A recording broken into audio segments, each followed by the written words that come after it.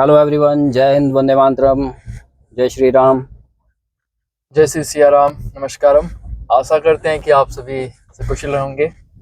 आज की यात्रा हमारी आरंभ होती है सुंदरनगर से। तो अभी हम हैं सुंदरनगर चतरोखड़ी ललित चौक के पास। आज ऐसे ही मन में विचार उत्पन्न हुआ क्यों ना दशहरे का अवलोकन किया जाए। तो अचानक से कार्यक्रम बना है, तो अब देखते हैं कि आगे आपको प्राकृतिक वातावरण से अवलोकन करवाएंगे वातावरण का। तत्पश्चात कहाँ कहाँ हम गए हैं और किन किन चीज़ों को हमने आज एक्सप्लोर किया है उसके बारे में ज़रूर आपको बताया जाएगा, तो हमारे साथ बने रहिए। अभी हमारी जर्नी शुरू हो रही है सुंदरनगर से। सुंदरनगर हैं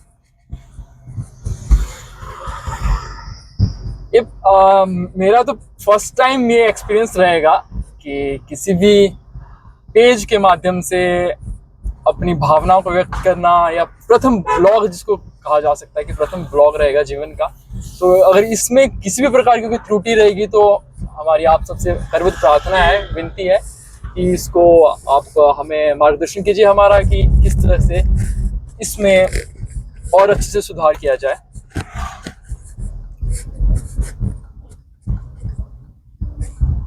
काफी समय के बाद आज कुल्लू जाना हुआ है।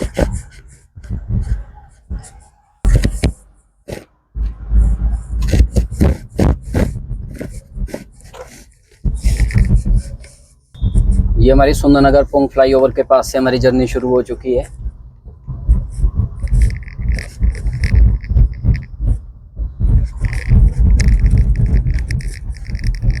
वैसे हमें क्या होता है कि हम काफी लेट हो चुके हैं, परंतु अब जिस तरह से श्री हरि जी का मार्गदर्शन हो, उसी अनुसार से सारी चीजें कार्यान्वित होंगी वास्तव में। वैसे हमारा समय था 12 बजे के आसपास हमने निकलना था, परंतु इसमें हमारे को 2 बज चुके हैं। सुंदरनगर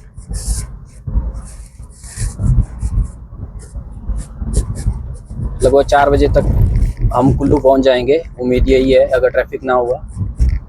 बाकी देखते हैं रोड क्या कंडीशंस क्या है, कितना ट्रैफिक है, उस हिसाब से आगे अब पंडों से आगे सारी जानकारी पता चलेगी।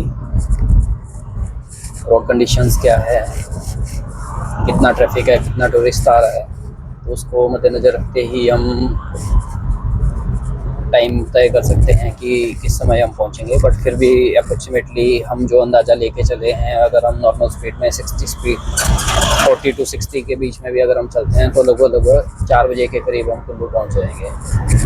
आप सभी से एक बहुत महत्वपूर्ण तथ्य साझा करने जा रहा हूँ कि वास्तव में ये पहला ब्लॉग है, तो इसमें ऋषि भैया ने हमें बताया कि वास्तव में हमें ये चीजें आने वाले समय में ये चीजें किस तरह से हमारे लिए महत्वपूर्ण रहेंगी, या जो भी जनरेशन आगे वाली होगी, जो घर पे बैठे हैं, जो वर्क फ्रॉम होम कर रहे हैं, या जो कहीं इधर उधर नहीं जा पा रहे हैं, तो उनको किस प्रकार से हम जिन जिन तीर्थ स्थल हो गए, चाहे वो या कोई भी प्राकृतिक सुंदरता होगी, उस वातावरण को किस प्रकार से अवलोकन करवा पाएंगे। पर्यटन स्थल हो गए जी, तो इस प्लेटफॉर्म के माध्यम से हम अपने विचार भी साझा कर पाएंगे और प्राकृतिक सुंदरताओं का अवलोकन भी करवा पाएंगे। तो एक बहुत ही अच्छा मुझे एक्चुअली इनका सुझाव भी लगा, और इसको कहा जा सकता है कि एक बहुत ही अच्छा प्लेटफॉर्म भी कहा जा सकता है, जिसमें सारी प्रकार की चीजें जुड़ी रहेंगी। सुंदरनगर की लेक भी हमारी यहाँ पे आप देख सकते हैं। ये जो हमारा बाईपास है, सुंदरनगर बाईपास, शायद ये आपको ढंग से दिखा पा रहा होगा इस टाइम, लेकिन थोड़ा सा हाइड हो गया पोर्शन। जी, तो वन वे किया गया है क्योंकि फ्लाईओवर का भी कार्य चला हुआ है, उसमें कुछ तकनीकी खराबियों के कारण वन वे किया गया है। तो सभी लोगों से यही गुजारिश रहेगी कि जो भी इस सड़क का वास्तव में उपयोग कर रहे हैं, तो बिल्कुल सावधानी से आप चलें, और सामने वाले को इस प्रकार से आप अपनी तरफ से चीजें सुनिश्चित करवा दें कि वन वे ही है वास्तव में। इससे सावधानियां दोनों पक्षों की रहेंगी तो ज्यादा अच्छा रहेगा।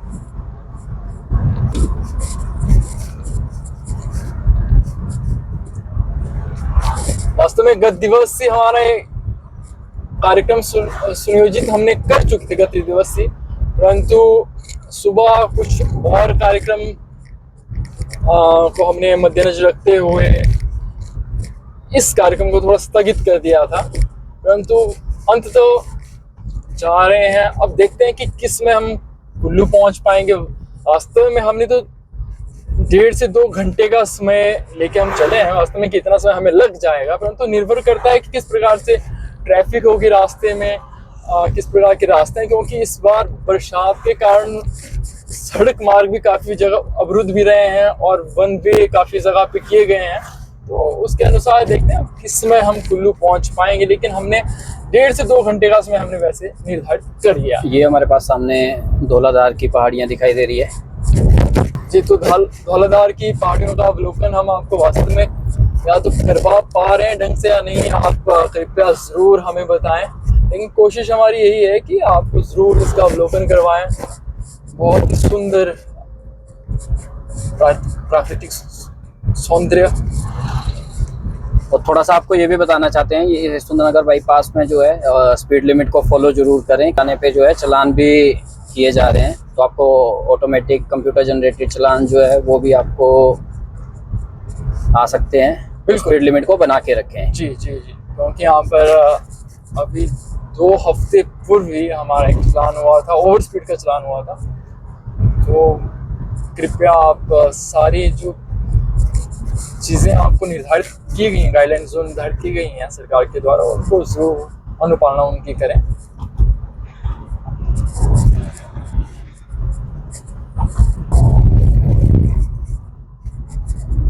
रोड की कंडीशन कुछ ज़्यादा ही ख़राब है।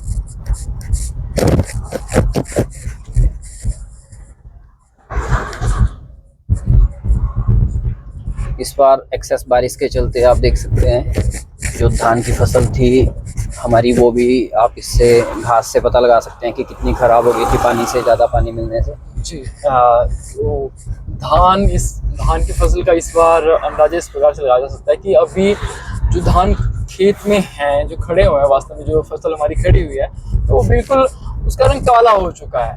एक्सेस बारिश की वजह से रंग काला हो चुका है। कुछ धान अभी भी जो फसल की कटाई कर रहे हैं वास्तव में, तो वहाँ पे अभी भी पानी है, खेतों में पानी है अभी भी। हमें हमारे गांव से जो हमें लोगों के माध्यम से जानकारी प्राप्त हुई है, लेकिन हमारे खेतों में वास्तव में इस प्रकार की कोई चीज़ें नहीं है अभी तक जो हमने मद्देनजर, जिन चीज़ों को हमने अवलोकन किया है जाके खेतों में, तो उस प्रकार से ऐसा कुछ नहीं है खेतों में, लेकिन अन्य लोगों से हमें जानकारी प्राप्त हुई है।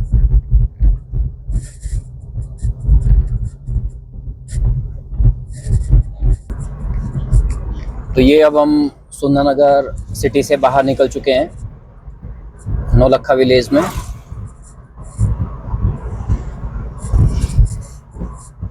और यहीं पे हमारा नौलखा में जो है सुप्रसिद्ध माता शिकारी माता का मंदिर है, हमारे लेफ्ट हैंड की ओर।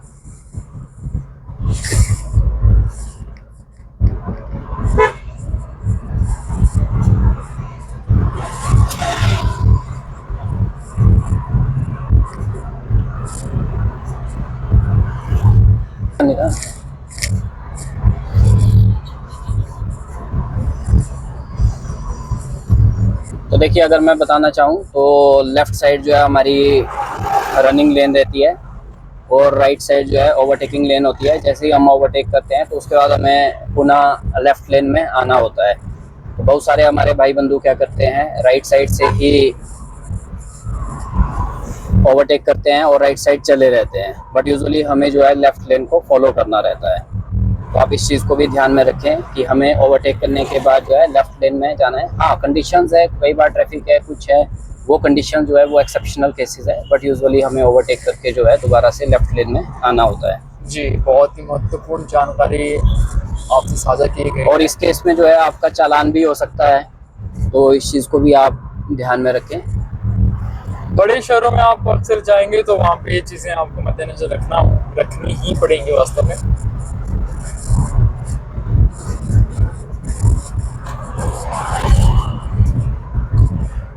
ये अभी हम भोर नाम की जगह पे पहुंच चुके हैं।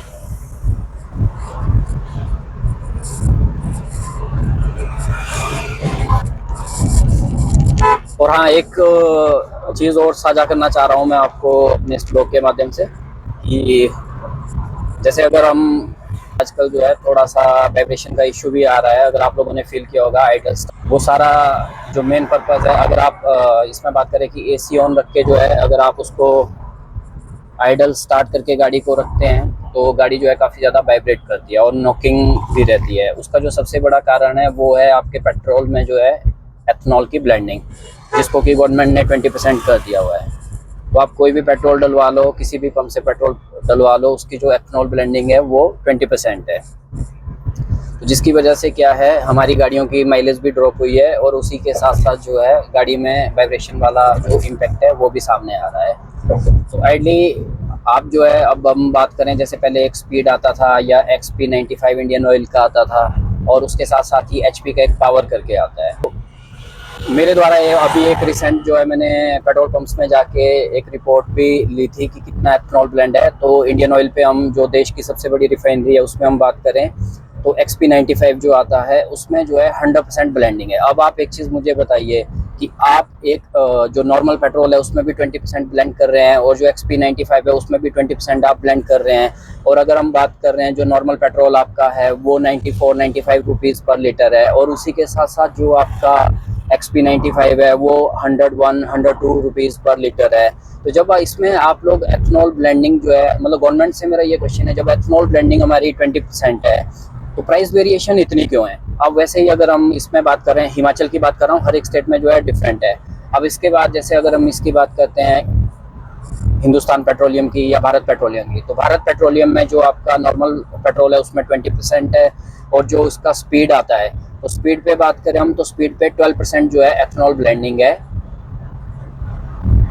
भारत पेट्रोलियम के पेट्रोल पंप्स पे। अब उसके बाद जो है हिंदुस्तान पेट्रोलियम की हम बात कर रहे हैं, तो हिंदुस्तान पेट्रोलियम में जो आपका पेट्रोल की प्राइसिंग है वो सॉरी एथनॉल की जो ब्लेंडिंग है वो 20% है नॉर्मल पेट्रोल में। अब उसके अलावा अगर हम बात कर रहे हैं जो आपका पावर आता है, तो पावर में भारत पेट्रोलियम हिंदुस्तान पेट्रोलियम ही इकलौता ऐसा पेट्रोल पंप, पेट्रोल ऑर्गेनाइजेशन बोल सकता हूँ मैं, हिमाचल में जो 5% एथनॉल ब्लेंडिंग के साथ जो है पेट्रोल दे रही है। बट हाँ, एक चीज़ ये भी है कि आप चाहे स्पीड डलवा लो, पावर डलवा लो, चाहे हो, मेजरली मुझे कोई ऐसा माइलेज में कोई इम्पैक्ट नहीं फील हुआ कि हाँ कोई ज़्यादा डिफरेंस है, कोई ज़्यादा वेरिएशन है। बट हाँ, जो एक पावर की बात करूँ, पावर मैंने यूज़ किया, पावर मैंने लगभग 2-3 महीने मैंने पावर ही डलवाया गाड़ी में HP का। हाँ, उससे एक चीज़ थी कि जो नॉकिंग वाला इशू था वो मुझे फेस नहीं करना पड़ा। अब जिनकी भी गाड़ियाँ 2020 से पहले की हैं, तो उन लोगों को जो है आइडली अगर वो लोग इस चीज़ को सेंस करना चाहते हैं, फील करना चाहते हैं, तो वो अपनी गाड़ी को आइडल स्टार्ट करके AC ऑन करके एक बार जो है वो देख के उनको खुद फील हो जाएगा कि गाड़ी जो है जैसे सांस घुटती है उस तरीके से गाड़ी की भी जो है सांस घुट रही है, ऐसा हमें फील होता है। तो अभी हम जो है अपनी जर्नी कंटिन्यू करते हुए अभी हम नागचला नेरचौक बाईपास पे हैं, तो अभी हम नागचला पहुंचने वाले हैं। तो आप देख सकते हैं कि कितना प्यारा 4 लेन है यहाँ पे, बहुत ही सुंदर और मनमोहक विहंगम दृश्य यहाँ पे देखने को मिल रहे हैं हमें। तो मैं आशा करता हूँ आप लोग भी इस चीज़ को एंजॉय कर रहे हैं, एंजॉय करेंगे। बहुत ही महत्वपूर्ण जानकारी आपने साझा की है। वास्तव में जो एथनॉल की ब्लेंडिंग हमारे पेट्रोल में हो रही है करंटली, उसके विषय में आपने बहुत ही सुंदर तथ्य आपने सभी के साथ साझा किया हुआ है। और हाँ, अगर आपने एथनॉल के बारे में पता करना है कि कितनी ब्लेंडिंग एथनॉल में हो रही है, तो आप एक सिंपली क्या कर सकते हैं, 2 लीटर की एक पानी की बोतल ले लो, उसमें जो है लगभग 1 लीटर पेट्रोल डाल दीजिए, और उसके साथ ही साथ आप क्या कर सकते हैं, 100 ml पानी लेके उसमें आप जो है कोई कलर मिक्स कर दीजिए पेट्रोल पानी में। अब आप क्या करोगे, आप पेट्रोल को उसमें बोतल में डालोगे, उस पानी को भी उसमें डालोगे, शेक करोगे, तो थोड़ी देर शेक करने के बाद क्या होगा, जो एथनॉल होगा वो पानी से अलग हो जाएगा। तो उसमें जो है आप उसकी परसेंटेज जो है वैसे भी निकाल सकते हैं कि कितना एथनॉल जो है आपके पेट्रोल में है, तो वहाँ से भी आप उसकी एथनॉल की क्वांटिटी जो है वो पता लगा सकते हैं। तो ये भी आपके पास एक फैक्टर है जिसकी हेल्प से आप ये चीज़ें पता कर सकते हैं।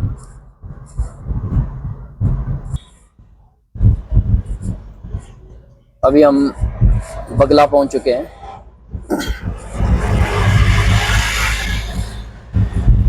तो यहाँ से कुल्लू का सफर रह जाता है 73 किलोमीटर। 73 किलोमीटर का।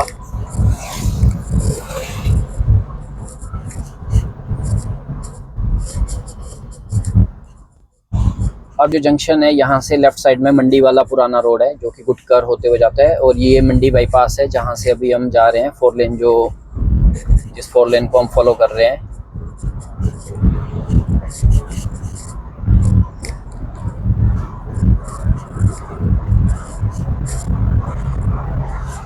आप देख ही सकते हैं बहुत ही खूबसूरत और मनमोहक दृश्य।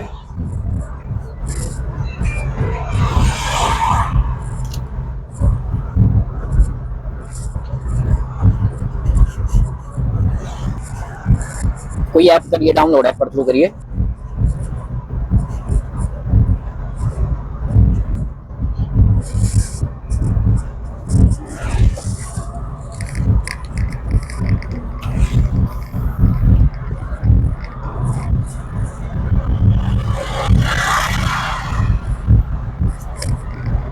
बहुत ही खूबसूरत और मनमोहक नज़ारा।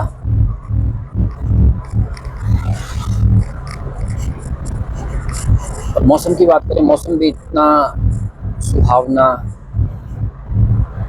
मन को मोह लेने वाला, ना ज़्यादा गर्मी ना ज़्यादा ठंड। और हाँ, हिमाचल में बात करें तो आजकल सुबह शाम जो है काफ़ी ज़्यादा ठंड हो चुकी है।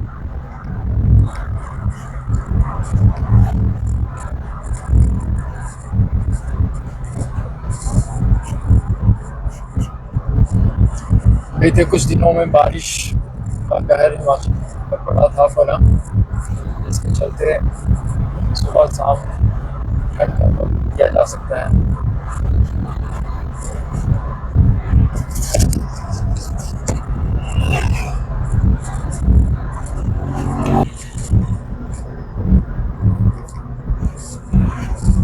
ध्यान किधर है, दुकान इधर है।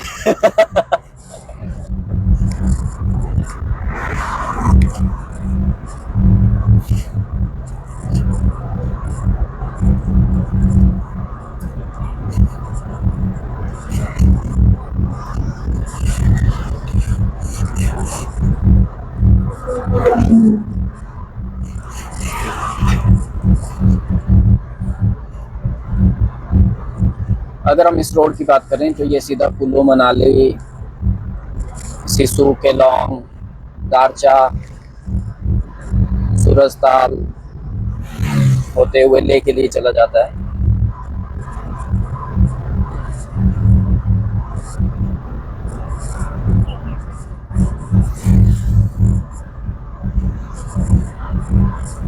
वेदर कंडीशंस की आज बात की जाए तो बहुत ही मनमोहक वातावरण आज का हुआ है। बहुत खिली खिली धूप है। 3-4 दिन तो ऐसा लग रहा था मानो कि बाकी इन रोड्स में चलते हुए आप कभी बोर फील नहीं कर सकते।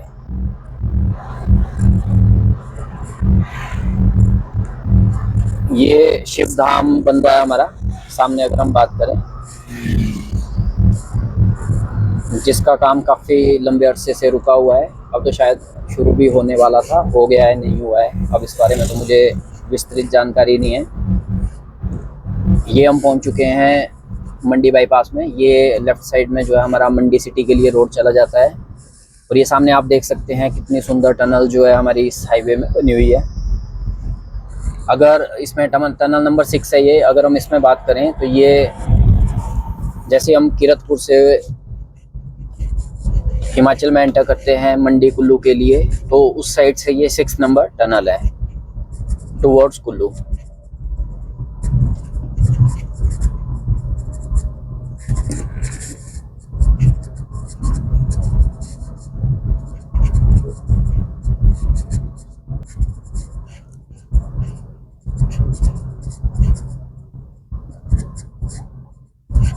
मंडी से कुल्लू की ओर जो भी टनल्स बनी हुई है वो जिसको बोलते हैं एक वेल फर्निश्ड और एक काफ़ी ज़्यादा जिसको बोलते हैं मनमोहक सी टनल्स बनी हुई हैं। बाकी अगर जैसे हम कीरतपुर से सुंदरनगर तक के बीच में बात करें तो वो टनल जो है वो इतनी ज़्यादा सुंदर और मनमोहक नहीं है।